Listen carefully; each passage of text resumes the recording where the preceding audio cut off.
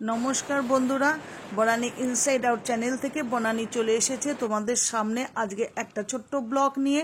তো আজকে আমরা চলছি বাবা লোকনাথের জন্মস্থান কচুয়া ধামে। তো দেখতেই পাচ্ছ আমরা রাস্তায় চলে এসেছি, অনেকটাই চলে আসলাম। লোকেশন দেখতে দেখতে কোনো অসুবিধাই হচ্ছিল না, বা পাক্কা একদম লোকেশন দেখে পৌঁছে গেছি। তো চলো আমার সাথে থাকো, দেখতে থাকো আজকে বাবার জন্মস্থান কচুয়া ধাম। তো এই দেখো মেন গেটটা কচুয়া ধামের। তো এবারে ভিতরে ঢুকবো, তো পার্কিং কোথায় করব আমরা ঠিক বুঝতে পারছিলাম না। তো যাই হোক, আমরা সাইডে কিছু লোক দাঁড়িয়েছিল, তাদের জিজ্ঞাসা করলাম যে ভিতরে কি পার্কিং করার জায়গা আছে। তো বললো হ্যাঁ হ্যাঁ যান না, ভিতরে যান, ভিতরে গেলেই পার্কিং করার জায়গা আছে, ওখানে পার্কিং করে আপনারা মন্দিরে দর্শন করতে পারবেন। তো যাই হোক, আমরা ভিতরে ঢুকে গেলাম। ভিতরে ঢুকে দেখলাম একটা সুন্দর, মানে ভিতরে না, রাস্তার সাইডে একটা সুন্দর পুকুর দেখতে পেলাম। এটা হলো গলির ভিতরে। তো ভিতরে ঢুকে গিয়ে আমরা পার্কিংটা করে ফেলছি। তো পার্কিং করতে করতে এক বয়স্ক ভদ্রমহিলা আমাদের পিছন পিছন আসলেন আর বললেন যে আপনারা কি পুজো দেবেন? তো যদি পুজো দেন না, তাহলে আমার দোকানটা দেখতে পাচ্ছেন ওই যে দূরে, তো ওইখান থেকে আপনি পুজোর পুরো সামগ্রিকটা আমার কাছ থেকে নিতে পারবেন।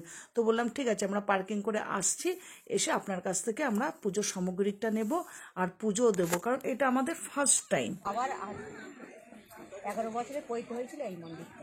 11 বছরে পৈতে? হ্যাঁ, ওনার পৈতে হয় আর উনি বেরিয়ে যান। আচ্ছা, পৈতে হওয়ার পরে বেরিয়ে গেছে? হ্যাঁ হ্যাঁ হ্যাঁ, পৈতে হওয়ার পরে বেরিয়ে গেছে। সেখান থেকেই বাবার এতীর্থ অতীর্থ করতে করতে সেই বারুদি ধাম যায়।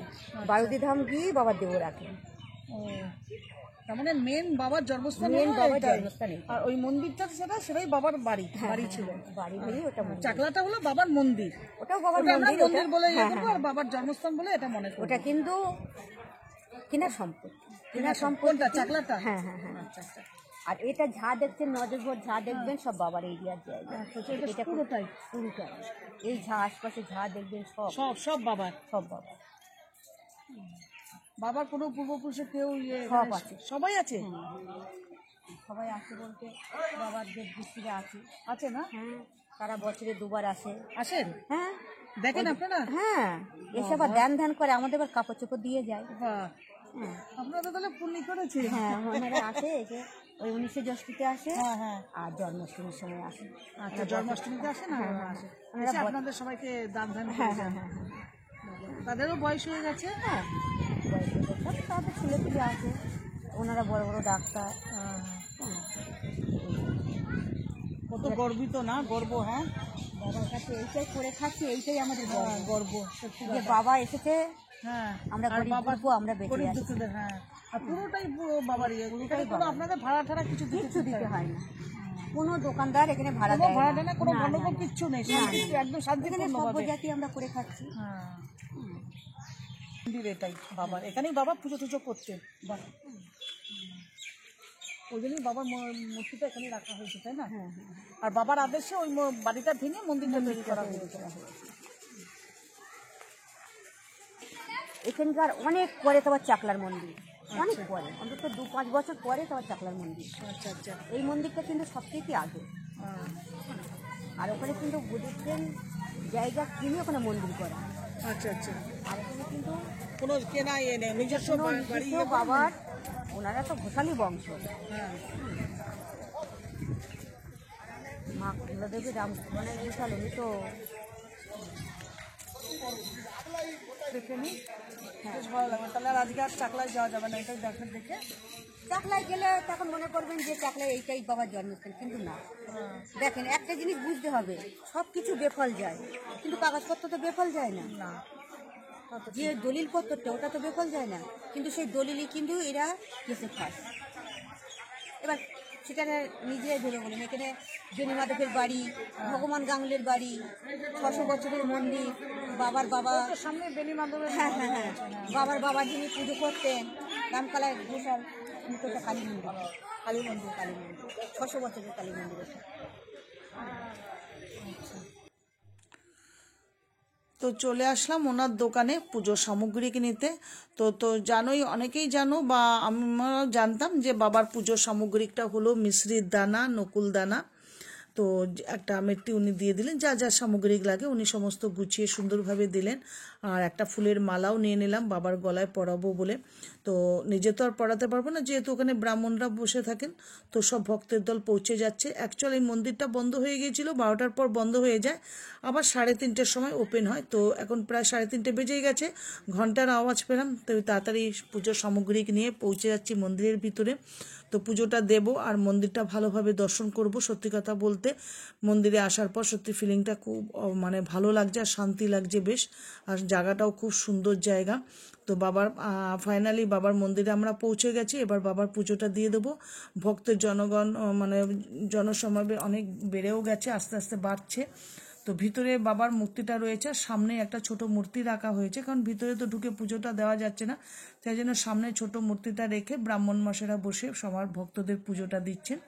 তো এই পুজো আমার হয়েও গেল। সুন্দরভাবে পুজো দিয়েছি, বাবার দর্শন করেছি, বাবাকে ভালোভাবে প্রণাম করতে পেরেছি। মনের যত আশা ছিল, প্রার্থনা ছিল, সমস্ত কামনাও করলাম, করে টোরে এইবারে বাবার মানে ইয়েটা জ্বালাবো, মোমবাতিটা ধূপকাঠিটা। কারণ বলে এখানে জ্বালাবেন না, ওইখানে পাশে আরেকটা মন্দিরের মতন রয়েছে, সেখানে গিয়ে জ্বালিয়ে দিয়ে আসবেন। মানে যেখানে মোমবাতি আর জ্বালায়, ধূপকাঠি জ্বালিয়ে রেখে আসা হয়। যাই হোক, আমি ভালোভাবে সত্যি কথা বলতে খুব সুন্দর পুজো দিলাম। জানি না এই মেয়েটিকে, ও এসে আমাকে কেনই বা পিছন থেকে নমস্কার করলো বুঝতে পারলাম না।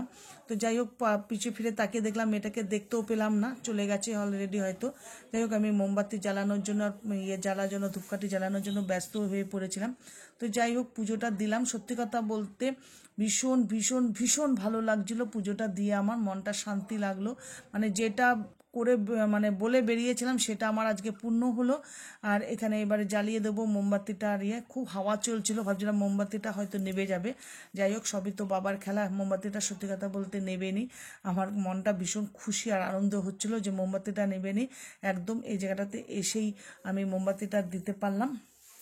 এবারে পরিপূর্ণভাবে আমার পুজো হয়ে গেল। এবার পুজো টুজো দিয়ে এবারে পুজোর ডালিটা ফেরত দিতে যাব ওই বুড়িমার কাছে।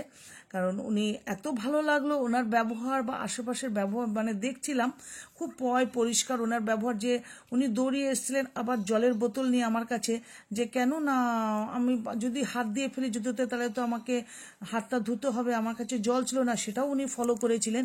তাই আমি বললাম যে না না গো, হাত তো জুতোতে দিইনি, পা দিয়ে এমনি খুলেই আমি ঢুকেছি। বললো ঠিক আছে, ওই জন্যই আমি এসছিলাম ছুটে। যাই হোক, আমার কাছে কিন্তু খুব ভালো লাগলো, গাছপালাও খুব সুন্দর, পরিষ্কার একেবারে। আর সত্যি জায়গাটা খুব সুন্দর। আর ওনার কাছ থেকে তো ডিটেলসটা জানতেই পারলে যে বাবা লোকনাথের ব্যাপারে সমস্ত কিছু। তো পুরো ভিডিওটা দেখলে তোমরা জানতে পারবে বাবার ব্যাপারে, বাবার জন্মস্থানটা কোথায় কিছু। তো এখানে চলে আসলাম, ফুলের ডালিটা দিয়ে এবারে প্রসাদটা নিয়ে আমরা বেরিয়ে যাব। সকালে আসলে ওনার 9টা থেকে ভোগের টিকিট দেয় 12টা অবধি, 60 টাকা করে, 60 টাকা করে। হ্যাঁ, আবার আসবেন। তো এবারে পুজোর তো হয়ে গেল, পুজোর প্যাকেটটা উনি একটা লিফাফার মধ্যে ভরে দিলেন, দিয়ে এবারে আমরা বেরিয়ে পড়লাম। তো উনি ভোগের কথা বলছিল, শুনলাম, শুনে এইবারে চলে আসলাম। আমরা চারিদিকের দোকানপাটগুলো একটু দেখে নিলাম, বেশ ভালোই লাগছিল।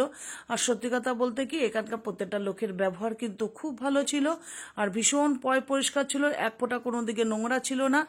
আর আমার বন্ধুরা যারা এখনো পর্যন্ত কাচুয়া ধামে আসোনি, একবার আসো, বাবা লোকনাথের জন্মস্থান করে যাও, দর্শন করে যাও।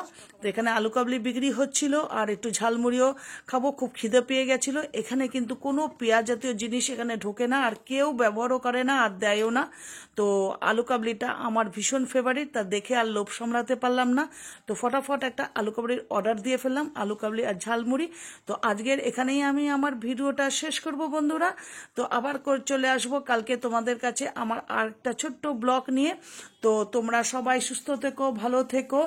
আর এখানেই রাখছি, যারা এখনো কচুয়া ধাম দেখোনি তারা আসো, দর্শন করো। তো চলো, টাটা, বাই বাই।